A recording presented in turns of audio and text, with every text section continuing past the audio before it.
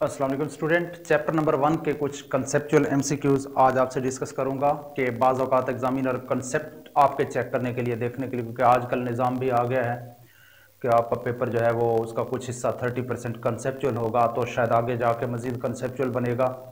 तो इस चैप्टर से कंसेप्ट कहाँ से पूछे जा सकते हैं, तो हमने ये आज अभी बल्कि डिस्कस करना है। कंसेप्चुअल क्वेश्चन जो है इस चैप्टर के ज़्यादातर तो इक्विलिब्रियम कांस्टेंट से, इक्विलिब्रियम कांस्टेंट वाले टॉपिक से पूछ सकता है। इक्विलिब्रियम कांस्टेंट, अब यहाँ पे क्या पूछ सकता है?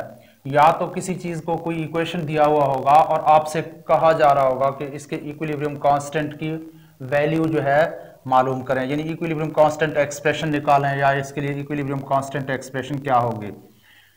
अच्छा जी, एक तो ये कि इक्विलिब्रियम कांस्टेंट के एक्सप्रेशन आपसे पूछेगा, एक्सप्रेशन। अच्छा जी, नंबर 2 एक और भी आपसे पूछ सकता है, क्या पूछ सकता है कि इक्विलिब्रियम कांस्टेंट के यूनिट्स भी किसी भी रिएक्शन के आपसे पूछ सकता है। इक्विलिब्रियम कांस्टेंट के यूनिट्स, कोई ऐसी चीज जो आपने पहले नहीं पढ़ा होगा बल्कि उसके कंसेप्ट्स आपके पास हैं, आप उसको ड्राइव कर सकते हैं। इक्विलिब्रियम कांस्टेंट के यूनिट्स, कोई आपको इक्वेशन देगा और आपसे उसके यूनिट पूछेगा। और एक और जो है आपसे पूछ सकता है कि इक्विलिब्रियम कांस्टेंट में रिएक्शन के अंदर जो है इक्विलिब्रियम कांस्टेंट के बारे में और भी पूछ सकता है कि ये रिएक्शन जो है इसका केसी वैल्यू किसी का दिया हुआ होगा, तो केसी की वैल्यू गिवन होगी और आपसे पूछा जाएगा, केसी और क्यूसी की वैल्यू गिवन होंगे और आपसे पूछा जाएगा कि रिएक्शन फॉरवर्ड जाएगा या रिवर्स जाएगा। इसके अलावा किसी चीज के केसी एंड क्यूसी जो है वो गिवन होंगे, गिवन, तो आपसे क्या पूछेगा? आपसे पूछेगा कि रिएक्शन की डायरेक्शन क्या होगी। डायरेक्शन आपसे पूछ सकता है, जो कि आपकी बुक से बिल्कुल बाहर हो सकता है। और इसके अलावा केसी की न्यूमेरिकल वैल्यू दी हुई होगी, न्यूमेरिकल वैल्यू किसी रिएक्शन के लिए न्यूमेरिकल वैल्यू आपको दिया हुआ होगा, गिवन होगा, और आपसे उसके बारे में पूछा जाएगा कि रिएक्शन मिक्सचर के अंदर, रिएक्शन मिक्सचर के अंदर क्या चीज ज्यादा है, क्या चीज कम है। कि रिएक्शन मिक्सचर जो है इक्विलिब्रियम पोजीशन के ऊपर है और इसमें रिएक्टेंट की मिकदार ज्यादा है या प्रोडक्ट की मिकदार ज्यादा है। तो इस तरह से आपसे कुछ क्वेश्चंस कर सकता है। अब जैसे इक्विलिब्रियम कांस्टेंट एक्सप्रेशन आपसे कैसे पूछेगा, मैं पहले ये कोई भी क्वेश्चन आपसे पूछ सकता है। फर्ज करें वो आपसे पूछेगा कि मेरे पास है रिएक्शन है एक A+B, आगे बन रहा है C+D, तो यहां पे उसने जानबूझ के कुछ ऐसा दिया हुआ है 4A + 3B 2C + 4D। अब आपसे पूछेगा कि इसके इक्विलिब्रियम कांस्टेंट यानी KC की वैल्यू आप फाइंड करें। अब इसके KC की वैल्यू आपको फाइंड करना आना चाहिए। अब कैसे करेंगे? इसका एक सिंपल डायरेक्ट तरीका भी है, वो आप वो भी यूज कर सकते हैं। अगर आपको शॉर्ट क्वेश्चन में आपसे पूछा गया है तो फिर आपने इसको डिटेल के साथ लिखना है। कैसे? आप कहेंगे रेट ऑफ फॉरवर्ड रिएक्शन इसका मालूम करेंगे। रेट ऑफ फॉरवर्ड रिएक्शन इसका डायरेक्टली प्रोपोर्शनल होगा मोलर कंसंट्रेशन ऑफ ए का cube into molar concentration of B का क्यूब, ये। अच्छा जी, और उसके बाद आप क्या करेंगे? R F is equal to इसका क्या होगा? K F molar concentration of A to 4 और बी का जो क्यूब, तो ये हमारे पास रेट ऑफ फॉरवर्ड रिएक्शन आ गया। इसी तरह से आप रेट ऑफ रिवर्स रिएक्शन निकालेंगे यहां से। तो रेट ऑफ रिवर्स रिएक्शन मैं इसको डायरेक्ट कर रहा हूं, K R into molar concentration of C का स्क्वायर इंटू डी पावर 4। अच्छा जी, अब आपके पास दोनों चीज आ गई हैं, रेट ऑफ फॉरवर्ड रिएक्शन भी, रेट ऑफ रिवर्स रिएक्शन भी। तो आप कहेंगे इक्विलिब्रियम पोजीशन के ऊपर जाएंगे। इक्विलिब्रियम पोजीशन के ऊपर दोनों की जो मिकदारें होंगी, वो दोनों की जो रेट होंगे वो इक्वल होंगे। अब क्या होगा? तो आप कहेंगे R F is equal to R R. अब कैसे निकालेंगे? अब इनके वैल्यूज जो है पुट करें, यहां से आर एफ की वैल्यू और यहां से आर आर की वैल्यू। तो क्या होगा? आर एफ की वैल्यू है K F molar concentration of A का क्यूब इंटू बी का क्यूब। अच्छा जी, ए की पावर 4 बी का cube is equal to R के लिए क्या है, K R molar concentration of C का स्क्वायर इंटू डी का क्यूब। अब क्या होगा, के एफ ओवर के आर की बजाय अगर आप डायरेक्ट के सी कर दें तो भी कोई फर्क नहीं पड़ेगा, वैसे बेहतर है ये कर लें, यहां से तो करना है। वैसे के सी के लिए डायरेक्ट ट्रिक भी है, तो आप यहाँ पे के सी लिख के इसको जैसे रूल है, अब इसको खत्म करें इन दोनों को, क्या आएगा, molar concentration of C D 4 divided by A का 4 इंटू बी का क्यूब। तो इस तरह से आप इसकी वैल्यू जो है वो फाइंड कर सकते हैं। लेकिन इसके लिए एक शॉर्ट ट्रिक भी है, शॉर्ट यही है कि इसके लिए के सी की वैल्यू निकालने के लिए आप पूरे इसके ऊपर ना जाएं, आप डायरेक्ट करें के सी इज इक्वल टू प्रोडक्ट को हमेशा ऊपर लिखें, इनके जो कोएफिशिएंट हैं इनको पावर में लेके जाएं और डी को पावर में लेके जाएं पावर 4 इंटू इनको ए पावर 4 इंटू डी का पावर जो है वो सॉरी बी का जो पावर है वो 3 है, बी का क्यूब। तो इस तरह से आप के सी की वैल्यू डायरेक्ट भी लिख सकते हैं, लेकिन डायरेक्ट नहीं लिखना चाहिए। एमसीक्यूज हो तो फिर बंदा कर सकता है, शॉर्ट क्वेश्चन हो तो प्रॉपर तरीके से जाना होता है। अच्छा जी, अब यहां से कोई आम रिएक्शन भी आपको दे सकता है। अब ये तो इजी काम है, बात समझ में आ गई होगी आपको। और नेक्स्ट है इसके यूनिट्स। कोई भी रिएक्शन दिया हुआ होगा और आपसे कहेगा कि इसमें केसी के यूनिट्स फाइंड करें। फर्ज करें वो कहता है कि मैं रिएक्ट करवा रहा हूं, अब ये कह रहा है कि मैं रिएक्ट करवा रहा हूं PCl3 और Cl2 को, तो मेरे पास बन रहा है PCl5 एक रिवर्सिबल रिएक्शन के अंदर। इसमें केसी के यूनिट्स मालूम करें, यूनिट्स ऑफ केसी के यूनिट्स फाइंड करने हैं आपने। अच्छा जी, अब क्या करना है इसके लिए, फिर डायरेक्ट ट्रिक यूज करें केसी। अब PCl5 का molar concentration divided by PCl3 का मोलर कंसंट्रेशन इंटू Cl2 का मोलर कंसंट्रेशन। अब क्या करना है, इनके यूनिट्स पुट करने हैं। यूनिट क्या है, कुछ नहीं, हर ब्रैकेट के अंदर इनकी बजाय अब मोल्स पर डेसीमीटर क्यूब लिखना है, moles per decimetre cube divided by moles per decimetre cube, इसकी जगह पे into moles per decimetre cube. अच्छा जी, अब एक तो कट गया, एक बाकी है, Kc is equal to 1 divided by mole per decimetre cube. अब इनको ऊपर लेके जाएंगे तो साइन चेंज होंगे, मोल -1 डेसीमीटर क्यूब। तो इस तरह से आप यूनिट जो है वो फाइंड कर सकते हैं। इसी तरह ऑब्जेक्टिव में भी आपसे पूछ सकता है, तो किसी तरीके से आपसे पूछ सकता है स्टूडेंट्स।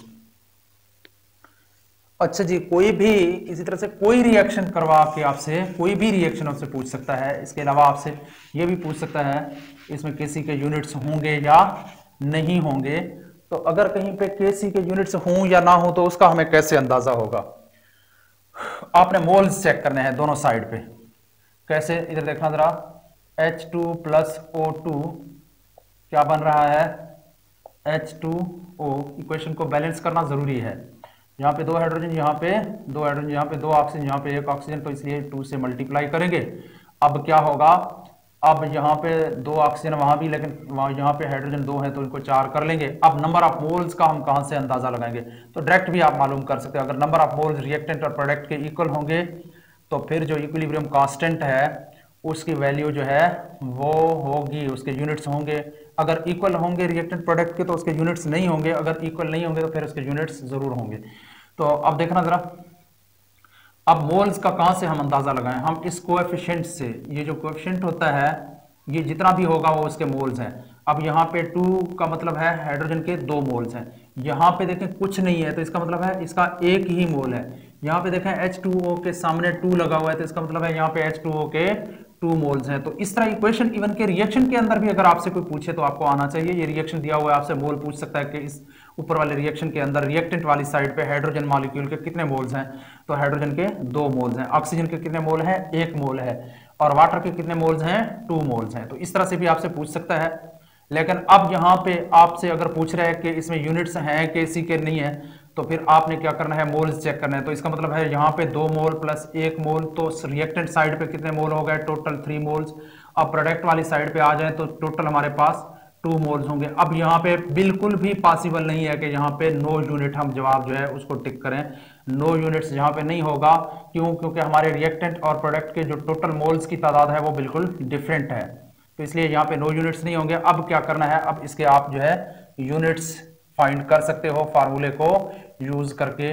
डायरेक्ट फार्मूला है Kc इज इक्वल टू, अब इसके लिए H2O मोलर कंसंट्रेशन का square divided by H2 molar concentration into O2 molar concentration.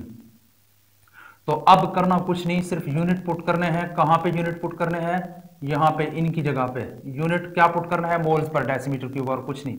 Mole per decimetre cube का square divided by mole per decimetre cube into mole per decimetre cube. तो इस तरह करके अब आप एक तो कट जाएगा, दूसरा रह जाएगा, तो Kc is equal to 1 divided by mole per decimetre cube. तो इनको ऊपर लेके जाएं, मोल -1 डेसीमीटर क्यूब। तो इस तरह से आप इसके यूनिट्स जो है वो आसानी के साथ फाइंड कर सकते हैं। एक तो ये चीजें आपसे पूछ सकता है कंसेप्चुअल क्वेश्चंस के अंदर, तो यूनिट्स भी हो गए आपके, और Kc की जो एक्सप्रेशन है वो भी आप फाइंड कर सकते हो एक्सप्रेशन के जरिए से Kc की वैल्यू। अब अगर आपको दिया हुआ है Kc और Qc की वैल्यू गिवन है, फर्ज करें वो देता है एक रिएक्शन के लिए Kc जो है वो 70 है, जबकि Qc जो है वो है 90। अब बताएं रिएक्शन किस डायरेक्शन में मूव करेगा। तो देखें Kc की वैल्यू हम देखेंगे, Kc और Qc की वैल्यू को हम कंपेयर करेंगे। अगर हम कंपेयर करें तो देखें Kc की जो वैल्यू है वो 70 है और Qc 90 है, इसका मतलब है Qc ज्यादा है Kc से। अब हमें पता है इफ Qc जो है वो ग्रेटर देन Kc, अगर Kc से ग्रेटर है तो फिर हमारा रिएक्शन जो है वो रिवर्स आएगा। तो इसलिए हमारा जवाब होगा कि रिएक्शन जो है वो कहां मूव करेगा? इन रिवर्स डायरेक्शन। इसी तरह से यहां पे वैल्यू जो है ये भी दे सकता है, Kc भी 70 है, Qc भी 70 है। अब क्या है, अब देखें दोनों के वैल्यूज जो है वो इक्वल है। इसका मतलब है हमारे रिएक्शन जो है हम क्या कहेंगे, Kc is equal to Qc। तो हमारे रिएक्शन जो है इस वक्त हमारा रिएक्शन जो है वो इक्विलिब्रियम पोजीशन के ऊपर है, इक्विलिब्रियम पोजीशन। इसी तरह से वैल्यू जो है Kc का ज्यादा भी हो सकता है, अगर Kc का Qc से ज्यादा हो तो फिर हमारा रिएक्शन जो है वो फॉरवर्ड जाएगा अभी। तो इस तरह से ये चीजें भी पूछ सकता है। इसी तरह से यहां से Kc की कोई न्यूमेरिकल वैल्यू दे सकता है, जैसे एक रिएक्शन है उसके लिए Kc की जो वैल्यू है वो है 3.9 क्रॉस 10⁻25। अब आपसे पूछेगा कि रिएक्शन मिक्सचर के अंदर क्या होगा। रिएक्शन मिक्सचर के अंदर प्रोडक्ट ज्यादा होंगे, रिएक्शन मिक्सचर के अंदर रिएक्टेंट्स ज्यादा होंगे, रिएक्शन मिक्सचर के अंदर दोनों की मिकदारें कंपेयर होंगी या इक्वल होंगी, या इनमें से कोई भी नहीं है, नन ऑफ दीज। तो A option, B option, C option और डी ऑप्शन। तो किसको टिक करेंगे? अब देखें Kc की जो वैल्यू है वो काफी लार्ज है। लार्ज Kc की जो वैल्यू है वो हमेशा ये बताता है कि रिएक्शन मिक्सचर के अंदर प्रोडक्ट ज्यादा है। अगर ये -25 होता तो इसका मतलब है Kc की वैल्यू जो है वो बहुत स्मॉल है, तो फिर हमारे मिक्सचर के अंदर जो है रिएक्टेंट की बजाय प्रोडक्ट ज्यादा होते हैं। हाँ, अगर इस तरह होता 3.9 सिर्फ और कोई पावर वगैरह नहीं है, तो इसका मतलब है ये एक नॉर्मल वैल्यू है, कोई ज्यादा हाई भी नहीं है, तो हम कहते हैं कि दोनों की मिकदारें इक्वल हैं या कंपेरेबल है। तो इस तरह से इनमें से भी कोई क्वेश्चन आपसे पूछ सकता है।